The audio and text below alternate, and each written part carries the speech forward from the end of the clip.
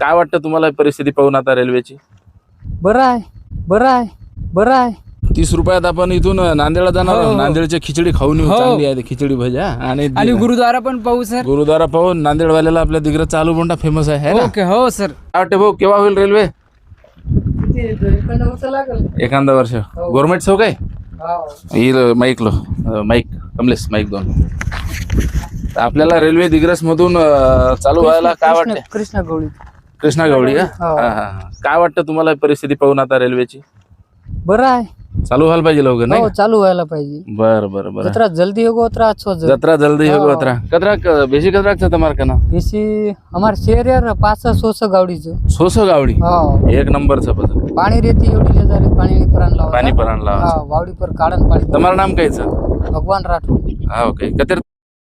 नमस्कार. सध्या बेलगव्हाण आपल्या इथलं जे टनल आहे, बेलगव्हाण गावाकडे जाणारा हा रस्ता.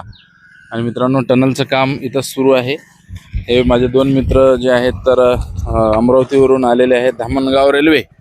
आता सोबतच आम्ही इथं नाश्ता करू. आता कमलेश भाऊ, भूक लागली, इथं काय भेटते पाहू आपण आता. चला आ जाओ, नाश्ता करेन. आज तुम्हाला मी 2 आश्चर्य दाखवणार आहे. आता या साईडला आपलं टनल आहे, बेलगव्हाणच्या टनलला आपण 3ऱ्या वेळेला येत आहे. आणि आणखीन दुसरं आश्चर्य म्हणजे आज आपल्यासोबत जे आहे तर धामणगाव रेल्वे इथून आलेले कमलेश बोबडे आणि जे आमचे आहेत दुसरे जे शूटिंग करत आहेत ते पण मित्रांनो आपले श्रेयस भाऊ आपल्या दारव्याहून आलेले आहेत. आणि मित्रांनो, आपलं हे काम आपल्या रेल्वेचं मी ज्या वेळेला अपडेट टाकतो हा आता आपला 3रा शूट या ठिकाणचा आहे. आणि आता या भागामध्ये कामाची जी परिस्थिती आपण बघू शकतो, माझ्या तुम्ही या साईडला बघा, एवढाले मोठे आपला जो पहाड आहे. आणि या ठिकाणी मित्रांनो जंगल सत्याग्रह झालेला आहे. हेच ते पुसदचं आपल्या जंगल आहे. आणि इथून हा आपला मित्रांनो 2.5 किलोमीटरचा टनल आहे, जे की आपण सध्या बघू शकतो की काम अत्यंत सुपरफास्ट चालू आहे.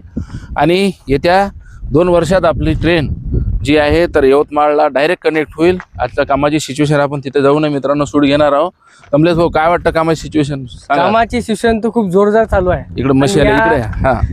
आणि या रूटवर जास्तीत जास्त मला टनल आणि ब्रिज हे खूप निर्माण होत आहे. आणि आपल्यासोबत जे आपले कॅमेरामॅन आहे आता ते पण बोलतील. आता ते शूट करत आहे, मला आम्हाला काही घेत नाही काय. बोला श्रेयस भाऊ, काय वाटतं? नमस्कार मंडळी.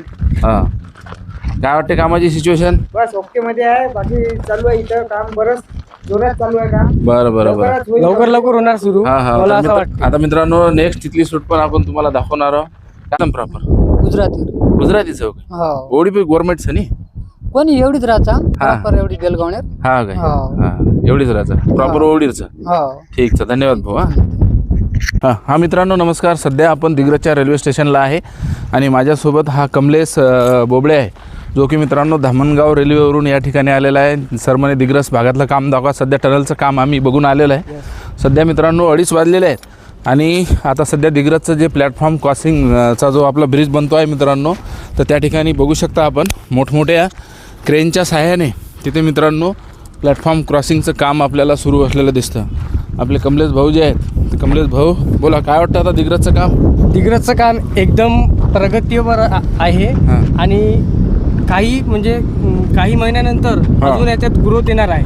बरोबर आहे, म्हणजे खूप जास्त होणार आहे. आणि मला तर असं वाटते की जे स्लीपर आहे ते तर लवकरच टाकण्यात येणार.